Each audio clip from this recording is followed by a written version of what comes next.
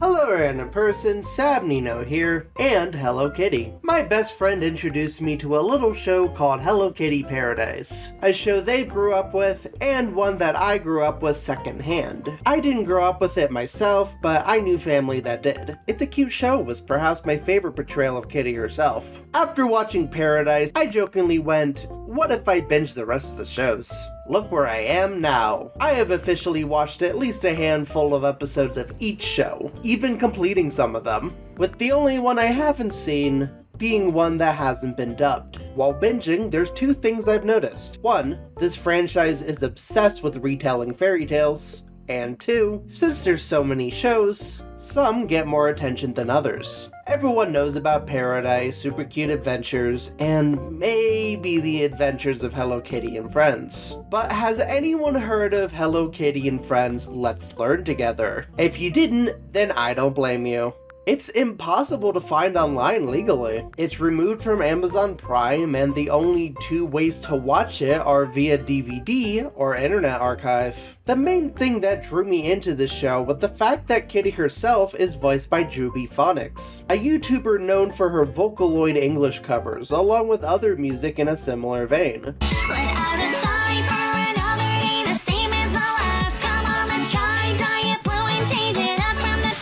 I listened to her a ton back in high school, so when I found out she voiced one of the most iconic brand mascots of all time, I wanted to see how she did, and she did great.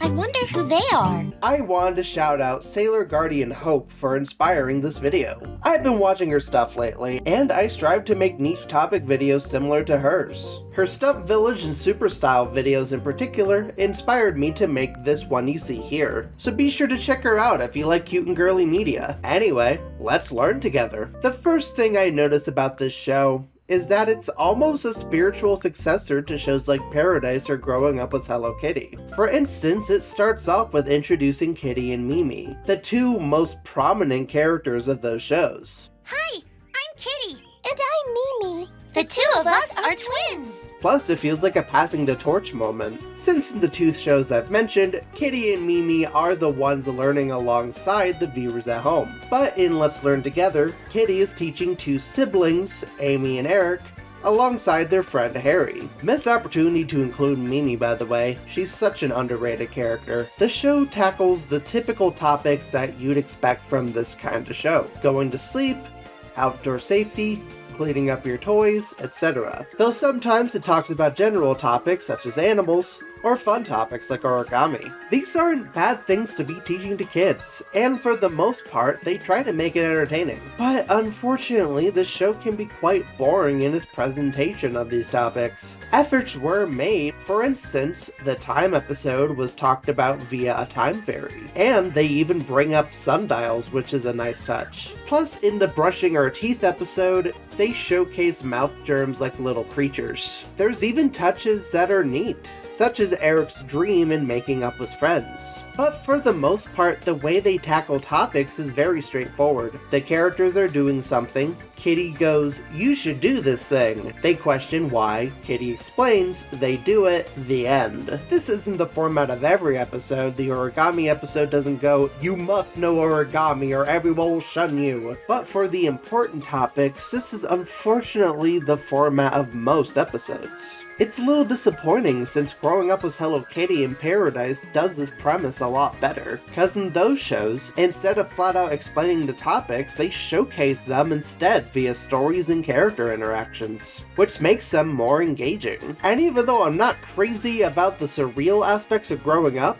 they're at least memorable. Remember when I said the Paradise era was my favorite portrayal of Kitty herself? Well, the reason for that is because it isn't afraid of depicting her as what she is, a 10-year-old girl. She has selfish moments, she has moments where she gets too excited or gets too fixated on certain things. She's able to get creative. It's the most engaging iteration of Kitty White I've seen of each of these shows, while Let's Learn Together has to be the least engaging. The reason why I like the Paradise era is that Kitty is the one learning with the audience. And even though Kitty being the mentor can work, For instance, I love her in Super Style. She's just very bland in this show. There's really no moments where she showcases any of her flaws or character quirks, which really sucks. You might be thinking, what about the kids?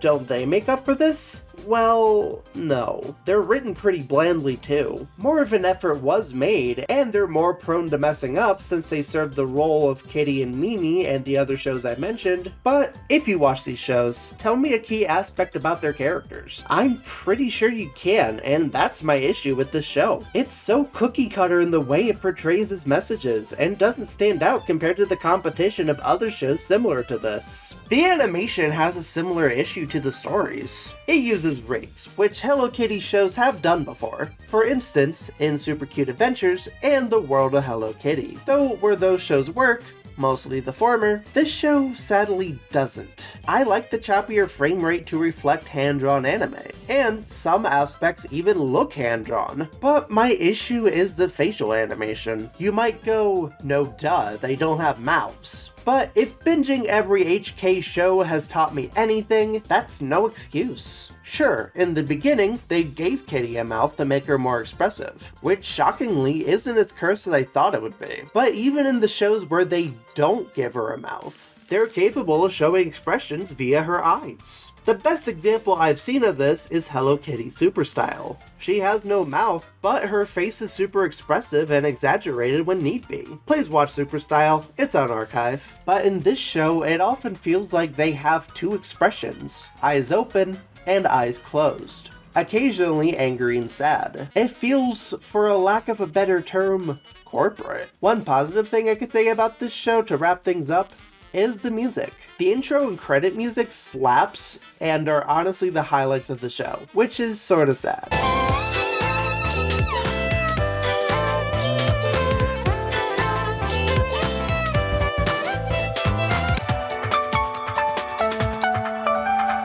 Even the music within the show are really good, though I wish it was used in a more memorable series. Overall, this show doesn't have its own identity. I can see hints of a good show in here, but unfortunately it's so bland and forgettable compared to the other shows I've watched. If this show wasn't so underdocumented and nearly impossible to find legally, then I wouldn't even be talking about this. But I hope this video was more entertaining than the show itself. Honestly, if you want a better Hello Kitty show of this nature, watch Hello Kitty Paradise. And for a show that isn't Hello Kitty, go watch Bluey. If you've seen this show, which I highly doubt, what do you think of it?